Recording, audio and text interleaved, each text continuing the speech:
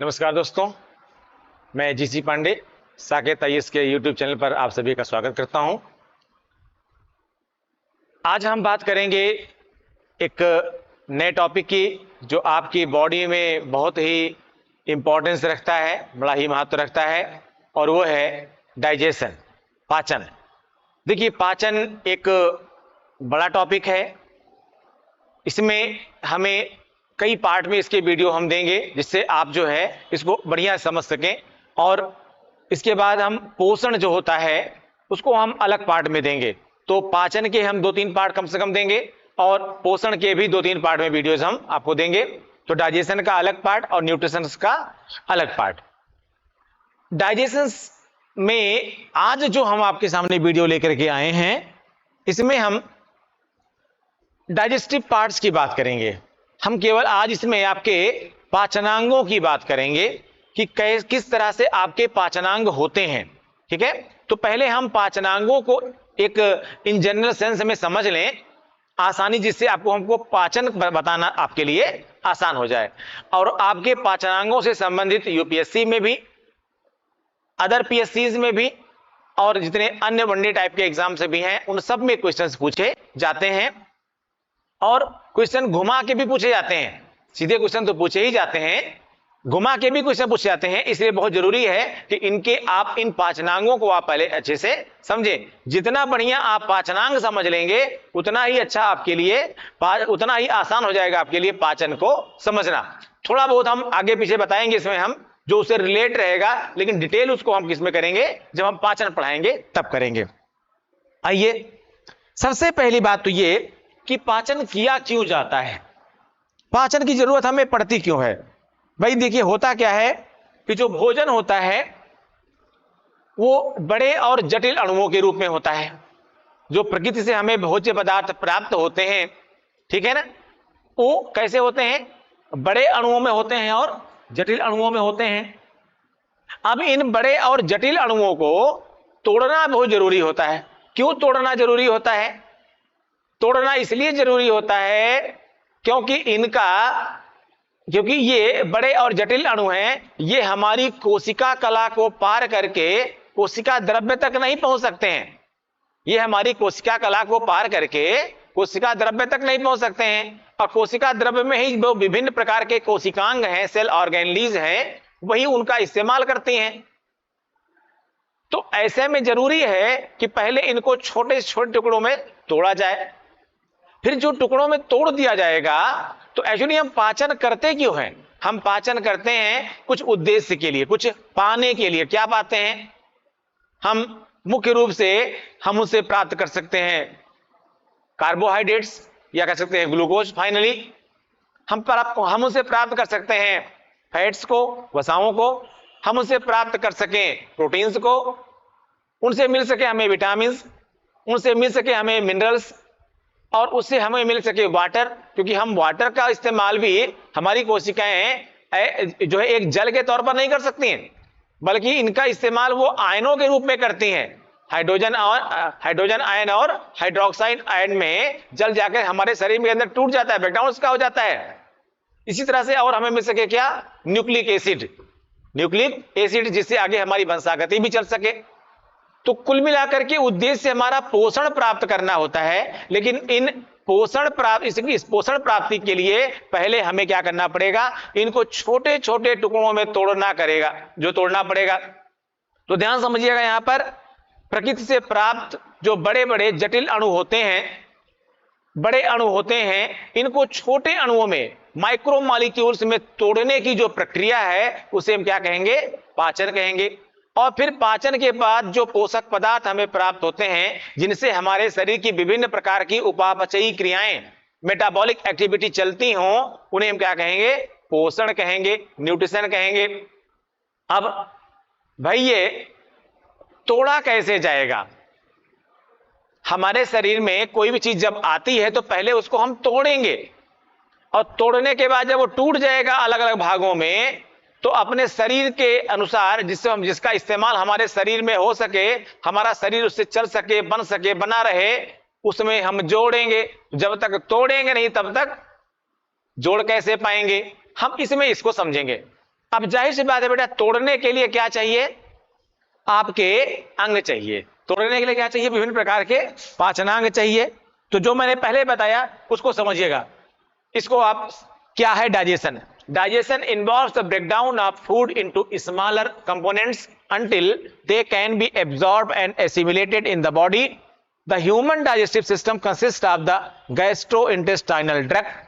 ठीक है, ये पहला शब्द आया आपका गैस्ट्रोइंटेस्टाइनल डक्ट, इसको हम GI डक्ट भी कहते हैं। ठीक है, इसको हिंदी में कहेंगे आहार नाल, हिंदी में कहेंगे आहार नाल। अभी हम आपको बताते हैं, ठीक है ना। तो क्या होता है इसमें? System consist of the gastrointestinal duct and accessory organs, सहायक अंग, सहायक अंग, एसेसरी ऑर्गन्स यानी सहायक अंग, ठीक है ना। तो हम इसी तरह से जब आपको आपके पाचनांगों को पढ़ाने जा रहे हैं तो वहां पर हम दो तरह से आपको पढ़ाएंगे, एक है मुख्य पाचनांग और दूसरे हैं सहायक पाचनांग। तो हमारा जो ये यहां से लेकर यहां तक का जो पूरा मामला है, इसमें हम पाचनांगों को दो भागों में बांटेंगे, एक है मुख्य पाचनांग और दूसरा क्या है? सहायक पाचनांग। तो यहां पर क्या लिखा है आगे थोड़ा सा और समझिएगा। Nutrition is biochemical and physiological process. Biochemical जैव रासायनिक, फिजियोलॉजिकल भौतिकी प्रक्रिया, ठीक है, by which an organism uses food and support to its life, support its life, ठीक है ना। जब हम जैव रासायनिक प्रक्रियाओं के द्वारा, भौतिक प्रक्रियाओं के द्वारा, भाई जैसे हमने भोजन को लिया तो भोजन को हम दांतों से चबा रहे हैं, पीस रहे हैं, तोड़ रहे हैं, तो ये कौन सी प्रक्रिया हुई? ये भौतिक प्रक्रिया हुई।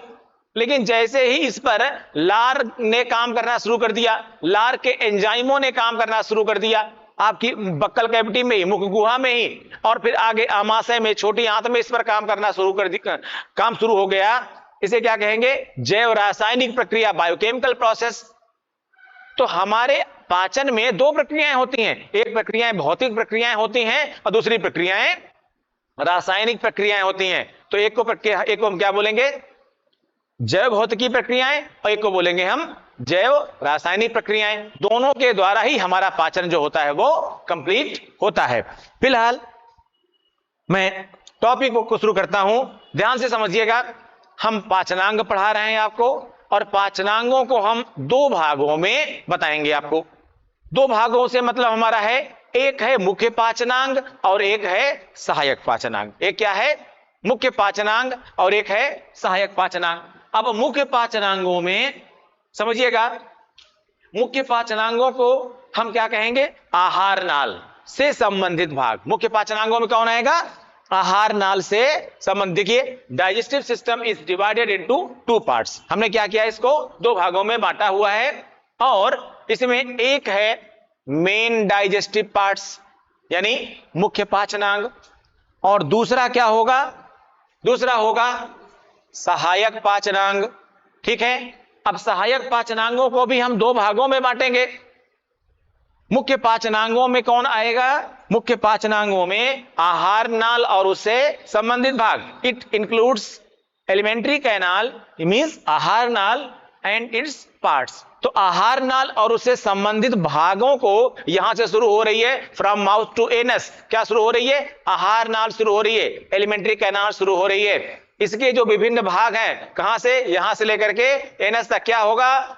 यहां पर क्या होगा? मुख गुहा, फिर ग्रसनी, फिर ग्रासली, फिर आमाशय, फिर छोटी आंत, फिर बड़ी आंत, यानी buccal cavity, pharynx, oesophagus, stomach, small intestine और फिर लार्ज इंटेस्टाइन। ये क्या हुआ? ये मेन डाइजेस्टिव पार्ट हुआ। ये आहार नाल के विभिन्न भाग हुए।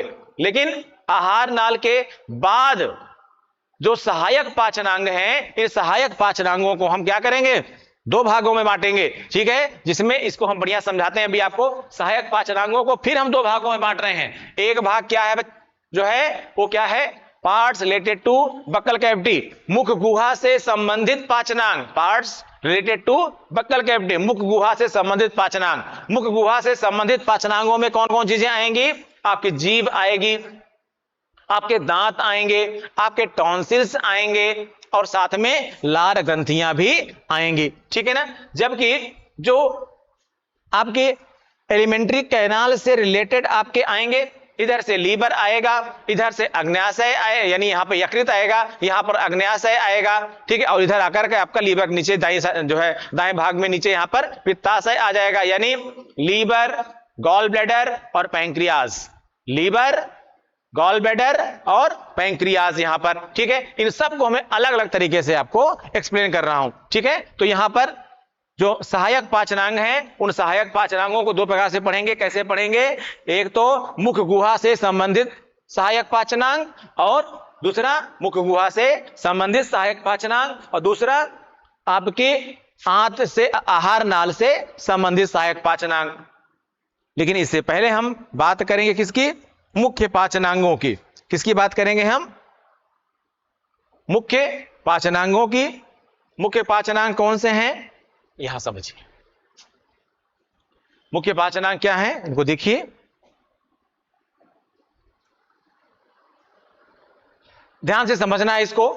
मुख्य पाचनांगों में हमने अभी आपको बताया कि it's includes alimentary canal and it's part. इसमें क्या आता है? एक तो आहार नाल आती है और उसके संबंधित भाग आते हैं। अब इसमें किस प्रकार से कौन कौन सा सामान्य काम कैसे कैसे हैं, इसको थोड़ा सा समझ लीजिए।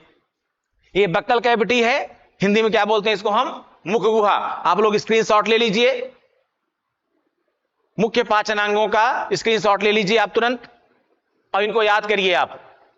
क्या क्या इसमें आएगा? एक तो बक्कल कैविटी यानी मुख गुहा आएगी, फिर फेरिंग्स यानी ग्रसनी आएगी, ओसोफेगस यानी ग्रास नली होगी, स्टोमक यानी आमाशय होगा, स्मॉल इंटेस्टाइन यानी छोटी आंत और लार्ज इंटेस्टाइन यानी बड़ी आंत, ठीक है। अब समझिए, ये जो एलिमेंट्री कैनाल है हमारी, ये जो एलिमेंट्री कैनाल है हमारी, ये एलिमेंट्री कैनाल एक बड़ी कैनाल है। क्या है? बड़ी कैनाल है, काफी बड़ी होती है और लगभग इसकी लंबाई कितनी होगी? लगभग 8 से 9 मीटर तक होती है। कहीं कहीं पर आपको 10 मीटर भी लिखा मिल जाएगा, सब सही है, लगभग सही है।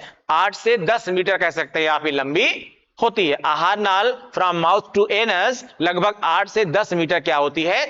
लंबी होती है, ठीक है। इस आहार नाल में जो सबसे पहला भाग आता है वो क्या है? बक्कल कैविटी यानी मुख गुहा। गुहा उसे कहते हैं जिसमें कुछ खाली स्थान हो और उसमें कोई चीज भरी जा सके, दे आर द कैविटी। तो ये मुख गुहा है, बक्कल कैविटी है, इसमें आप पहले भोजन को ले आते हैं, ठीक है। और इस मुख गुहा के अंदर इसके 4 भाग और इसमें साथ में काम करते हैं। कौन कौन सा भाग काम करता है? सबसे पहले तो काम होता है जीभ का और दांतों का। जीभ क्या करती है? दांतों पर भोजन को सेट करती है। दांत क्या करते हैं? क्योंकि दांत हमारे 4 प्रकार के हैं, दांत हमारे 4 प्रकार के हैं, जो आपको अगला वीडियो बताऊंगा उसमें दांत ही बताऊंगा पहले, और दांत के बाद फिर पाचन पे आऊंगा। तो दांत को अभी इन जनरल समझ लीजिए। दांत हमारे, क्योंकि दांत मैंने कहा ना कि मुख गुहा में सबसे पहला काम क्या होगा?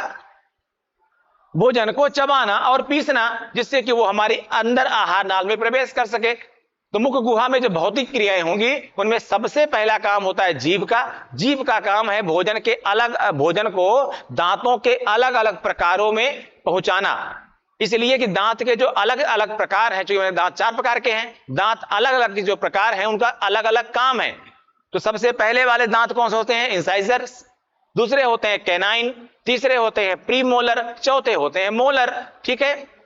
अभी इनकी हिंदी आपको हम बताएंगे, कृंतक, रदनक, प्रचर्वण और चर्वण। काफी टफ हिंदी है, लेकिन आप इंग्लिश में याद करिए, ज्यादा अच्छा आसान रहेगा आपके लिए, ठीक है। तो कुल मिलाकर के पहले जीभ दांतों पर सेट करेगी, दांतों पर हर जगह पहुंचाएगी, कहां पर आगे ले जाना है कि पीछे ले जाना है, कहां ले जाना है।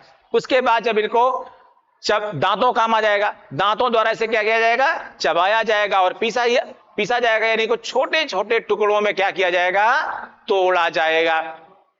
आप तो बड़े बड़े टुकड़े खा रहे हैं, उनको छोटे छोटे टुकड़ों में क्या किया जाएगा? तोड़ा जाएगा। अब ये क्या करेंगे? अब हमारे आगे फिर क्या आएगा? तीसरा इसमें, अच्छा, इस तोड़ने की प्रक्रिया में, चबाने और पीसने की प्रक्रिया में तीसरा काम आ जाएगा किसका? लार ग्रंथियों का। लार ग्रंथियों का, लार बहुत इंपॉर्टेंट है यहां पर। लार जब भोजन से मिलेगी, मिक्स होगी, तो ही तो भोजन एक लेई का आकार लेगा, तभी भोजन क्या होगा, पतला होगा, तरल अवस्था में आएगा। कितना भी तरल आपने लिया है वो चबाने के बाद उसका एब्जॉर्प्शन बढ़ जाता है और वो सूखने लगता है। तो ऐसे में लार क्या होती है, उस भोजन से मिक्स होती जाती है। और जब लार भोजन से मिक्स होती जाती है तो उस दौरान क्या होता है, लार में कुछ एंजाइम भी होते हैं, वो भी काम करना शुरू कर देते हैं।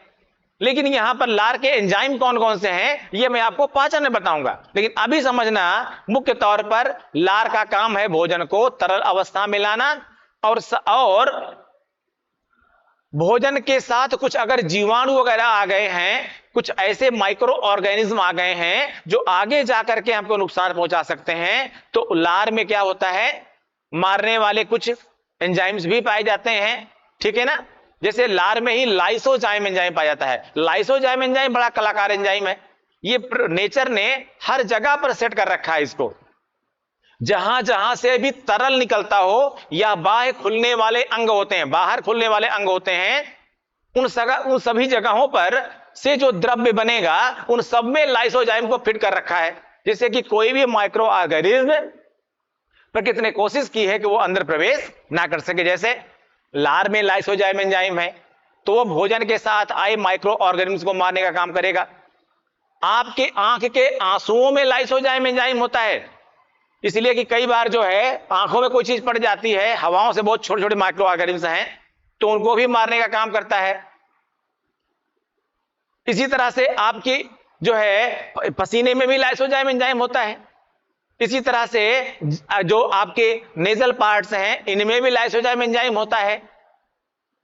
यहां तक कि जो है आपके जननांग जो होते हैं, जननांगों से में जो मॉइस्चर बना होता है, नमी बनी होती है, उसमें भी लाइसोजाइम एंजाइम होता है।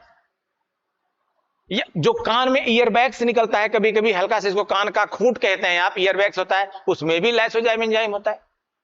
तो नेचर ने व्यवस्था कर रखी है, इसीलिए लार का होना बहुत जरूरी है। लेकिन याद रखिएगा बच्चों में लार ज्यादा बनती है। कभी कभी तो देखिए लार उनकी बगल से निकलती रहती है, तो उनको बार बार साफ करना पड़ता है, क्लीन करना पड़ता है। और कई बार तो बच्चों में कुछ बच्चों में कभी कभी ज्यादा बन जाती है, तो अगर बच्चों का मुंह फूला हुआ है और ऐसे ऐसे कर दीजिए, ऐसे ऐसे, तो मतलब बगल बगल से गिरने लगती है ऐसे ऐसे लार। तो आप कहते हैं मजे में हंस के, देखो लार टपका रहा है, इसको भूख लगी है। हाँ, भूख लगने से भी वो लार टपकाता है, लेकिन नेचर जानबूझकर उसके अंदर लार बनाता रहता है। हमारे आपके अंदर दिन भर में लगभग 1.5 से 2 लीटर लार बनती है, लेकिन बच्चों में कभी कभी जो है वो 2.5 लीटर को भी पार कर जाती है। इसीलिए बच्चों को तरल हमेशा देते रहना चाहिए।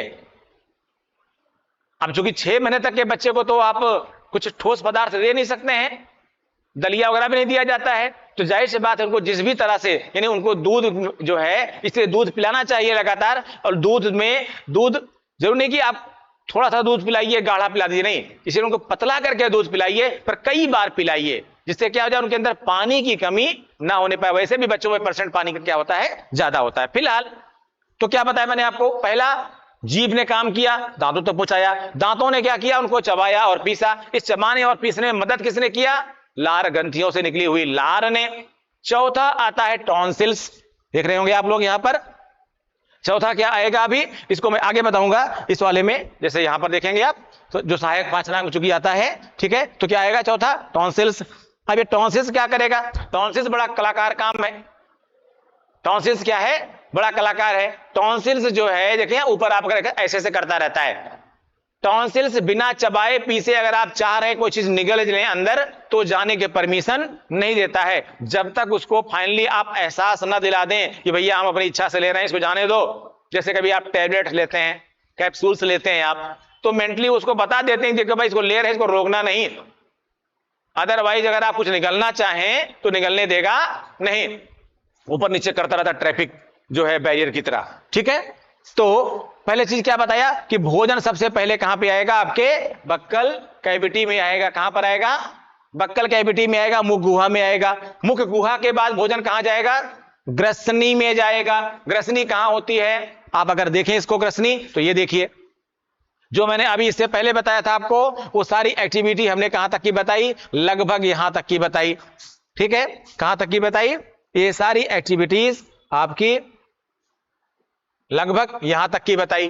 ठीक है, लेकिन इसके बाद यहां पर है आपकी फेरिंग्स, ठीक है। कहां पर है आपकी फेरिंग्स? यहां पर है, ये पोर्शन देख रहे हैं आप, ये पोर्शन क्या है इसका? फेरिंग्स का पोर्शन है। अब ध्यान समझिएगा, फेरिंग्स क्या है?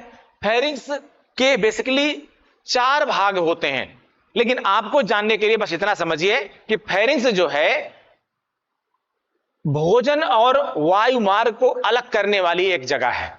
इन्हें एक ऐसा पोर्शन है ये जहां से आपका भोजन का मार्ग, ये वाला मार्ग, और साथ में सांस वाला जो मार्ग है ये क्या हो जाए? अलग हो जाए। भोजन वाला मार्ग और, दिख रहे हैं आप यहां पर बना हुआ है, भोजन वाला मार्ग और सांस वाला मार्ग अलग हो जाए। लेकिन यहीं पर बक्कल कैविटी भी होती है जिससे आपकी आवाज निकलनी है, ठीक है ना।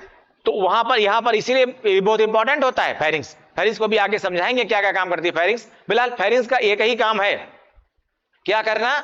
कि भोजन को वायु के साथ अंदर जाने देना, लेकिन वायु को अलग कर देना। कहां पर? वायु को अलग कर देना कहां के लिए? फेफड़ों के लिए। पर कई बार क्या होता है, और वहीं पर आवाज भी होती है, इसीलिए एक साथ वो काम नहीं करने देता। जब आप बोलते हैं तो जो आपके फेफड़े के मार्ग हैं, वायु मार्ग है, उसको बंद कर देती है, और जब आप चुप रहते हैं तो वायु मार्ग को खोल देती है। ये ऊपर नीचे होता रहता है। पर कई बार क्या होता है, आप खाने के दौरान बोलने लगते हैं और उस बोलने में इपिग्लॉटिस कंफ्यूज हो जाता है कि ऊपर जाए नीचे जाए, नीचे जाए ऊपर जाए, और उस चक्कर में कई बार खाना आपका कहां चला जाता है? श्वास मार्ग में चला जाता है। तो आपको छींक आती है या खांसी आती है, कभी कभी ज्यादा हो गया तो वोमिटिंग भी हो सकती है। इसीलिए कहा जाता है कि खाने के दौरान बोलना नहीं चाहिए।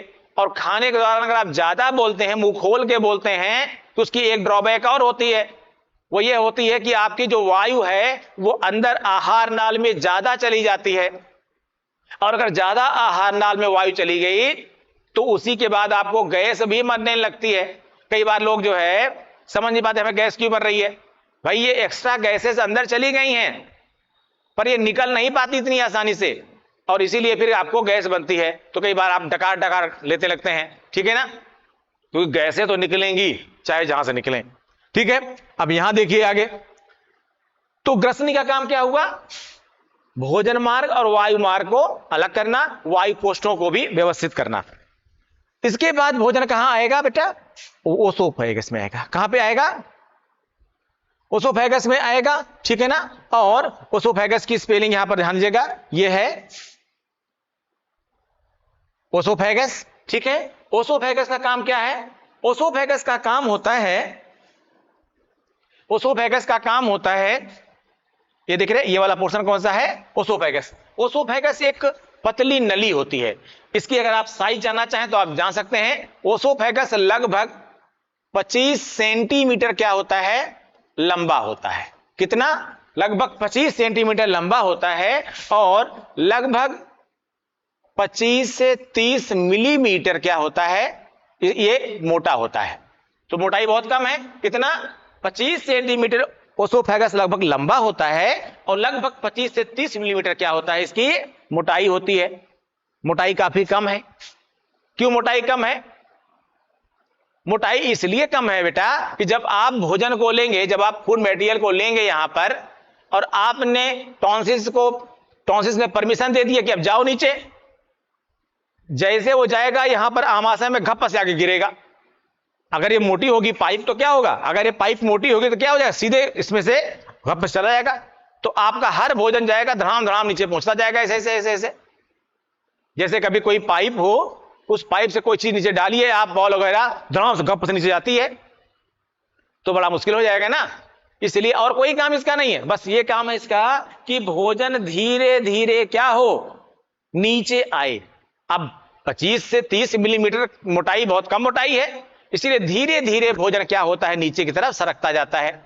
इसीलिए हमें भोजन को तरल अवस्था में लेना होता है। इसीलिए कई बार क्या होता है, जब ज्यादा सूखा है या लार कम बन रही है, या बहुत देर तक अगर आप खाना खा रहे हैं तो भी लार बनना कम हो जाती है, तो ऐसे में भोजन क्या होता है? अटक जाता है। किसमें? इस आहार नाल में अटक जाता है भोजन। और जब भोजन आहार नाल में अटक जाता है तो प्रॉब्लम हो जाती है। ठीक है ना, इसीलिए उसको धीरे धीरे पानी से गटकना पड़ता है। तो बीच बीच में थोड़ा थोड़ा पानी पीना चाहिए, ज्यादा पानी नहीं पीना चाहिए। ज्यादा पानी कब पीना चाहिए ये बाद में बताऊंगा, अभी आपको फिलहाल अभी थोड़ा जान लीजिए। लगभग भोजन लेने के 15-20 मिनट बाद, ठीक है, ज्यादा पानी आप पी सकते हैं, लेकिन तुरंत आपको ज्यादा पानी नहीं पीना चाहिए। भोजन के निगलने के दौरान, भोजन ग्रहण करने के दौरान, खाना खाने के दौरान आपको थोड़ा कम पानी पीना चाहिए। इसी तरह से इसके बाद ओसोफेगस के बाद भोजन कहां आएगा, स्टोमक में। तो अगला जो पोर्शन होगा हमारा इसके बाद, तो मैंने आपको क्या समझाया अब तक, एक बताया हमने बक्कल कैविटी, एक क्या बताया, बक्कल कैविटी, दूसरा बताया हमने ग्रसनी, तीसरा बताया ग्रास नली के बारे में, ओसोफेगस के बारे में। अब इसके बाद जो पार्ट है आपका, चौथा पार्ट है, बहुत इंपॉर्टेंट पार्ट है, वो है आपका आमाशय। ये देखना है आप, आमाशय। अगर आमाशय को देखा जाए तो आमाशय एक ऐसी संरचना है जो अगर हम बहुत डिटेल में जाएं तो लगभग ये 4 भागों में बटा होता है। 4 भागों में, कॉमनली आप 3 भाग भी कह सकते हैं, लेकिन ये वास्तव में इसके 4 भाग होते हैं। जीएस के सेंस में वहां जाने की जरूरत आपको नहीं है, ठीक है। तो इसके बेसिकली 3 भाग होते हैं और भोजन सबसे ज्यादा समय तक यहीं रहता है, लगभग 4 से 5 घंटे तक भोजन यहीं पर रहता है। और लगभग भोजन के 60% भाग का पाचन भी कहां हो जाता है, आमाशय में ही हो जाता है। अब आमाशय का काम क्या है, आमाशय का माध्यम कैसा होता है, अम्लीय होता है। तो अम्लीय माध्यम में बहुत सारी चीजें आएंगी तो क्या हो जाएंगी, इसमें HCl पाया जाता है, इसमें गैस्ट्रिक जूस पाया जाता है। कहां पर पाया जाता है आपको मैं पाचन बढ़ाऊंगा आपको, ठीक है। तो आमाशय में आएगा। तो ये मुख्य पाचनांगों में चौथा महत्वपूर्ण भाग कौन सा हुआ, आमाशय हुआ। अब आमाशय के बाद भोजन कहां आएगा, छोटी आंत में आएगा। छोटी आंत का काम क्या है, छोटी आंत बहुत लंबी होती है। छोटी आंत को अभी आगे बता रहा हूं मैं आपको, छोटी आंत बहुत लंबा पोर्शन है। जैसे आप देखिए यहां पर हम सारे साइज अभी आपको छोटी आंत के और बड़ी आंत के यहां पर हम बता रहे हैं, ठीक है। तो बड़ी आंत के भी साइज हम बताएंगे आपको, छोटी आंत के भी साइज बताएंगे, सब आपको पूरा एकदम याद हो जाएगा। और इन सब पे क्वेश्चन पूछा गया है, याद रखिएगा, बहुत इंपॉर्टेंट पार्ट आप पढ़ रहे हैं इस समय। तो इसके बाद छोटी आंत में आएगा भोजन। छोटी आंत इन जनरल सेंस में अगर हम कहें आप इसको, तो लगभग 6 से 7 मीटर लंबी होती है। 6 से 7 मीटर क्या होती है, लंबी होती है। और लगभग 2.5 सेंटीमीटर क्या होती है, मोटी होती है। 2.5 सेंटीमीटर क्या होती है, मोटी होती है। इसके 3 भाग होते हैं, मैं आपको जनरली बता रहा हूं। 3 भाग होते हैं, क्या क्या, ड्योडनम, जजुनम और इलियम। ग्रहणी, मध्यांत और शेषांत्र, 3 भाग ये होते हैं। 6 से 7 मीटर काफी लंबी होती है, ठीक है, आधे कमरे को पोर्शन को पार कर जाए। 6 से 7 मीटर जो है ये लंबी होती है। अब यहां पर काम क्या होगा, सामान्य तौर पर समझिए बस अभी आप केवल, भोजन में लगभग भोजन के 60% पार्ट का पाचन तो हो ही गया होगा, 50 से 60% पार्ट का पाचन लगभग हो जाता है। उसके बाद जो भोजन पच गया है उसको छोटी आंत में उनसे जो पोषक पदार्थ मुक्त हो गए हैं उनको अवशोषित किया जाता है। और जो नहीं पचे हैं, यानी जो आमाशय से पच गया है भोजन, उनसे पोषक पदार्थ मुक्त हो गए हैं, उन पोषक पदार्थों को छोटी आंत में पाए जाने वाले जो रसांकुर होते हैं वो उनको अवशोषित कर लेते हैं। और अवशोषित करके कहां मिला देते हैं, रुधिर में मिला देते हैं। और उसके बाद जो अनपचा भाग है, जो आमाशय में नहीं पच पाया है, वो क्या होता है, यहां पर पचाया जाता है। अब इस पचाने के दौरान इस छोटी आंत में सहायक पाचनांग जो होंगे उनमें एक तो क्या, जो यहां पित्ताशय होगा, पित्ताशय से पित्तरस, और यहां अग्न्याशय से अग्न्याशयी रस। पित्ताशय यानी गॉल ब्लैडर से क्या होगा, पित्तरस यानी बाइल जूस, और यहां अग्न्याशय यानी पैंक्रियास से अग्न्याशयी रस यानी पैंक्रियाटिक जूस। ये सब पहुंचेगा कहां पर, छोटी आंत में पहुंचेगा। और छोटी आंत में क्या किया जाएगा, फिर विभिन्न प्रकार की पाचन की प्रक्रियाएं होंगी और पूरे भोजन जो है छोटी आंत में फाइनली पच जाएगा। क्या होगा, पूरा भोजन छोटी आंत में पच जाएगा। इसके बाद याद रखना है, बड़ी आंत में भोजन ट्रांसफर होगा। देख रहे हैं आप यहां से, ये छोटी आंत यहां खत्म हो रही है और ये बड़ी आंत में शिफ्ट होती चले जा रहा है भोजन। देख रहे हैं आप लोग यहां पर, ये देखिए यहां ये जो इस कलर में बनी हुई है, ये क्या हो रही है, छोटी आंत है। ये छोटी आंत यहां खत्म हो रही है और यहां पर ये बड़ी आंत में शिफ्ट हो रहा है भोजन। अब ये बड़ी आंत में जब पहुंचेगा भोजन, तो क्या होगा, बड़ी आंत में जब भोजन जाएगा तो यहां ये ध्यान देने की जरूरत है कि बड़ी आंत में कोई भी पाचन का काम नहीं होता है। आगे डिटेल बात करेंगे हम लोग, फिलहाल बड़ी आंत में भोजन के पाचन का कोई भी काम नहीं होता है। यहां सिर्फ इनको जो भोजन का अपाच्य अंश है, अब जो भोजन का फूड मटेरियल का अनडाइजेस्टेड पार्ट है वही क्या आएगा, बड़ी आंत में आएगा। और यहां जो है अब जो अनडाइजेस्टेड पार्ट है, अपाच्य अंश है किसका, फूड मटेरियल का, भोजन का, उसको मल में परिवर्तित किया जाएगा, उसको फेसेस में परिवर्तित किया जाएगा। यानी इसको इस तरह से परिवर्तित किया जाएगा कि ये दूसरे जंतुओं या वनस्पतियों के लिए काम आ सके और प्रकृति को भी, ये नेचर को भी कम से कम नुकसान पहुंचा सके, उसको इस रूप में परिवर्तित किया जाएगा। बड़ी आंत अभी मैं आगे साइज बता रहा हूं आपको फिलहाल, लेकिन यहां जान लीजिए लगभग बड़ी आंत 1.5 मीटर यानी लगभग 1.5 मीटर होती है, लगभग 1.5 मीटर होती है बड़ी आंत। लेकिन ये छोटी है किसे, छोटी आंत से। छोटी आंत कितना थी, छोटी आंत लगभग 6 से 7 मीटर थी, बड़ी आंत लगभग 1.5 मीटर है, यानी लगभग छोटी आंत 6 to 7 मीटर, 6 to 7 मीटर, 6 से 7 मीटर थी। बड़ी आंत कितना है, 1.5 मीटर, लगभग 1.5 मीटर है। लेकिन छोटी आंत पतली थी, 2.5 सेंटीमीटर क्या थी, उसकी मोटाई थी। लेकिन बड़ी आंत की मोटाई क्या होती है, ज्यादा होती है। इसकी मोटाई जो होती है वो लगभग 6 से 7 सेंटीमीटर, 6 से 7 सेंटीमीटर क्या होती है, बड़ी आंत मोटी होती है। बड़ी आंत के भी 3 भाग होते हैं, आगे हम डिटेल में आपको स्क्रीनशॉट दिलवाएंगे अभी।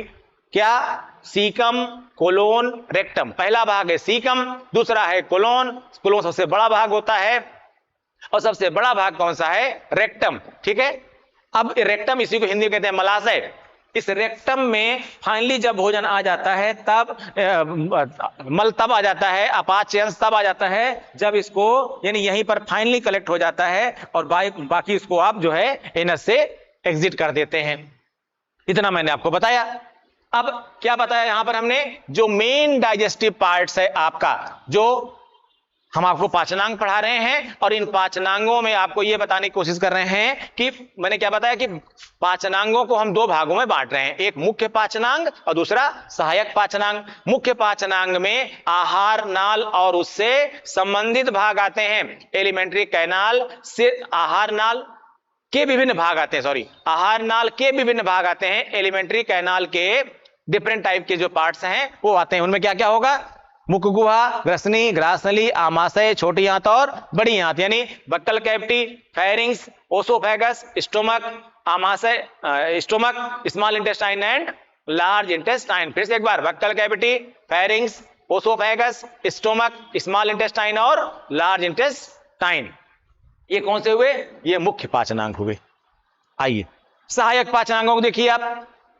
सहायक पाचनांगों को हम 2 भागों में बांटते हैं। एक सहायक पाचनांग क्या है भैया, एक सहायक पाचनांग आपका कौन सा है, ये मुख गुहा से संबंधित सहायक पाचनांग। कौन सा है, ये मुख गुहा से संबंधित सहायक पाचनांग। और मुख गुहा से संबंधित सहायक पाचनांगों पर क्या क्या आता है, अभी इससे पहले हमने एक्सप्लेन कर दिया आपको। एक तो जीभ आती है, एक दांत आते हैं, सलाइवरी ग्लैंड्स आते हैं, ठीक है, यानी लार ग्रंथियां आती हैं, और टॉन्सिल्स। फिर समझिएगा, टंग यानी जीभ, टीथ यानी दांत, सलाइवरी ग्लैंड यानी लार ग्रंथियां, और दूसरा टॉन्सिल्स। ठीक है, इनको हिंदी में गलतुंडिकाएं भी कहते हैं। बहुत टफ हिंदी है, जो आपको इजी वर्ड्स लगे उसको याद करिए आप। देखिए इंग्लिश वर्ड्स मोस्टली कॉमनली एक ही हैं, पर उसके हिंदी जो मीनिंग है वो कई बार एक से ज्यादा, 1 2 3 तक हो सकती है, तो थोड़ा मुश्किल हो जाता है। लेकिन इंग्लिश अगर आपको याद रहेगी तो प्रॉब्लम नहीं आएगी, पर आप हिंदी भी याद करिए।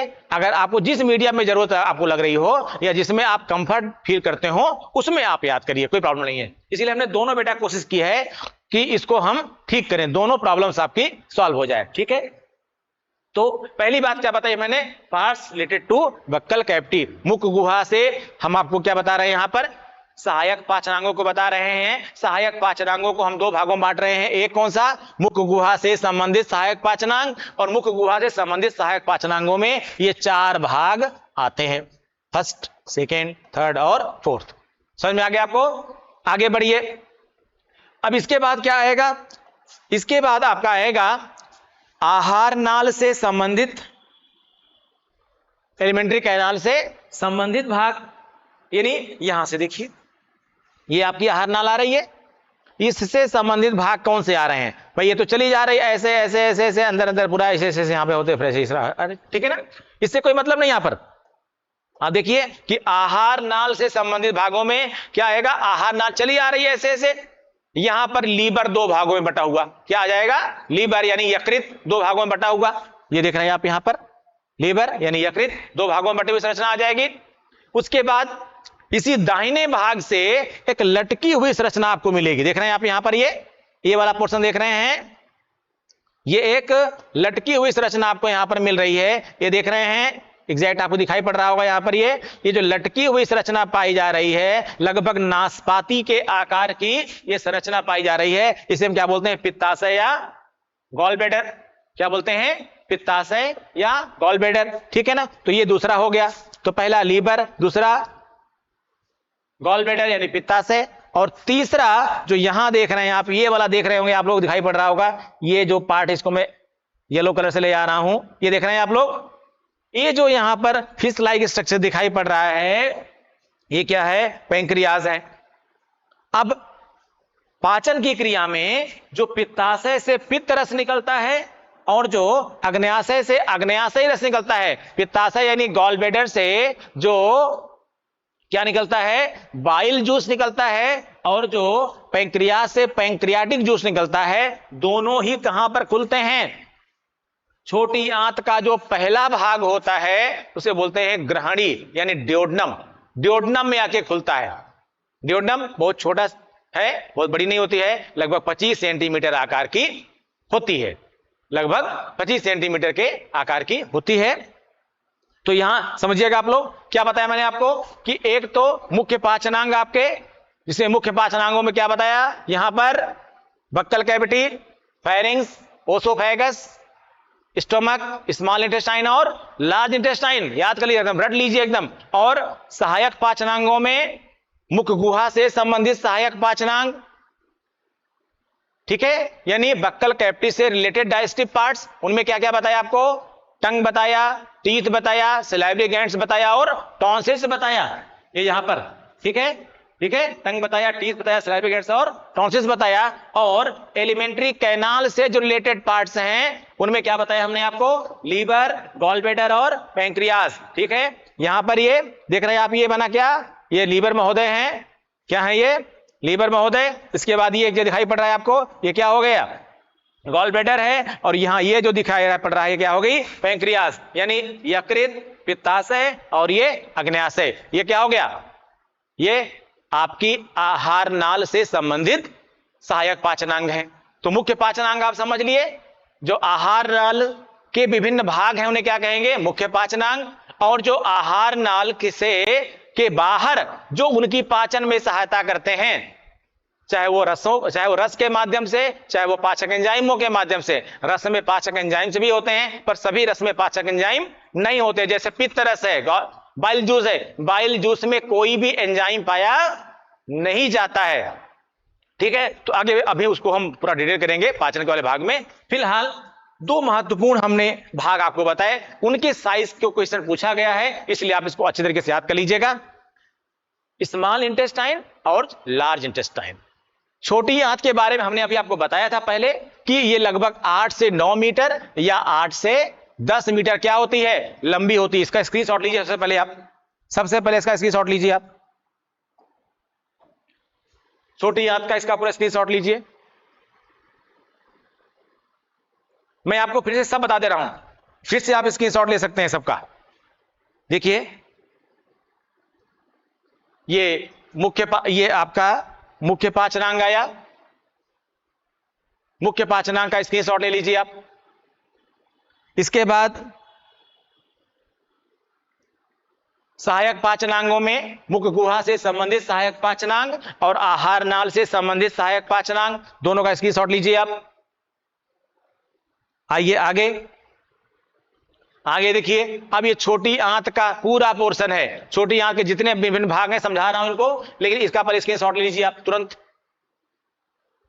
आपको याद करना है, क्योंकि ये जो तीनों भाग हैं इनको घटते हुए क्रम में और बढ़ते हुए क्रम में भी क्वेश्चन पूछा गया है। इसी तरह से अगला लीजिए आप, बड़ी आंत का स्क्रीनशॉट। बड़ी आंत का स्क्रीनशॉट लीजिए, 3 भाग इसके भी हैं। ठीक, आइए एक बार मैं फिर से इसको समझा दे रहा हूं आपको। छोटी आंत यानी स्मॉल इंटेस्टाइन कितनी है? लगभग 8 से 9 मीटर या 8 से 10 मीटर लगभग लंबी है। इसको हम और क्या बोलते हैं? गैस्ट्रो इंटेस्टाइनल ट्रैक्ट बोलते हैं। इन शॉर्ट में इसको हम और क्या बोलते हैं? जीआई ट्रैक्ट कहते हैं। जीआई ट्रैक्ट भी कहते हैं इसको हम। ठीक है, इसके 3 भाग हैं। लंबाई समझिएगा, इसकी लंबाई क्या है? इसका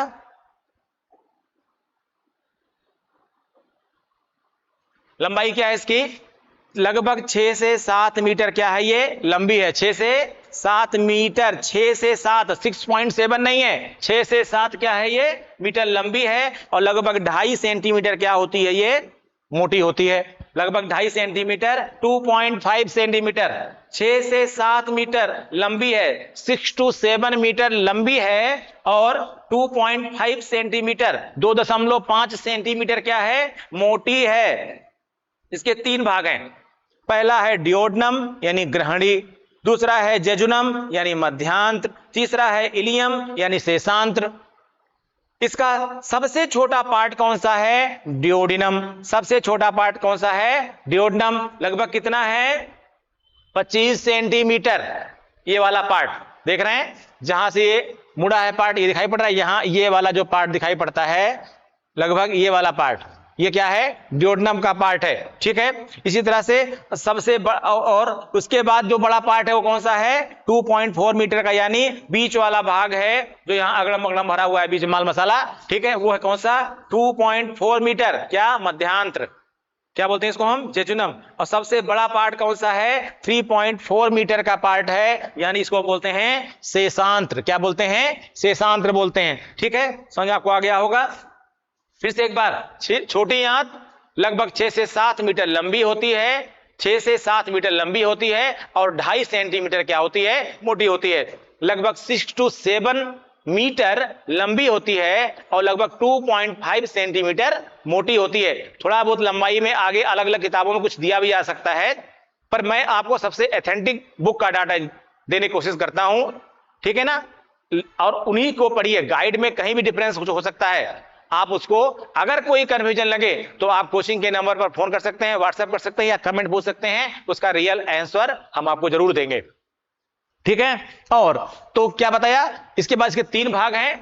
डियोडनम हिंदी में कहते हैं ग्रहणी, दूसरा है जेजुनम यानी मध्यांत्र, तीसरा है इलियम यानी शेषांत्र। सबसे छोटा पार्ट इसका है ग्रहणी 25 सेंटीमीटर, दूसरा है मध्यांत्र 2.4 मीटर और तीसरा है शेषांत्र 3.4 मीटर। आगे बढ़ेंगे आप। तो बड़ी आंत लगभग 1.5 मीटर क्या होती है? लंबी होती है। कितना?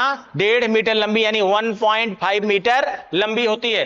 दूसरा, चौड़ाई कितनी, मोटाई कितनी होती है इसकी? लगभग 6 to 7 सेंटीमीटर क्या होती है? 6 से 7, नॉट 6.7, 6 से 7 सेंटीमीटर क्या होती है? मोटी होती है। 6 to 7 सेंटीमीटर क्या होती है? मोटाई होती है। ठीक है, क्योंकि चौड़ाई में नहीं होता, रिबन टाइप में नहीं है, राउंड शेप में है, मोटाई में होगा। ठीक है, इसके 3 पार्ट है। इसके हिंदी के नाम थोड़े बहुत टफ हैं, कोशिश करिएगा याद हो जाए आपको। जो आपको इजी लगे उसको आप याद करिए। 3 पार्ट हैं।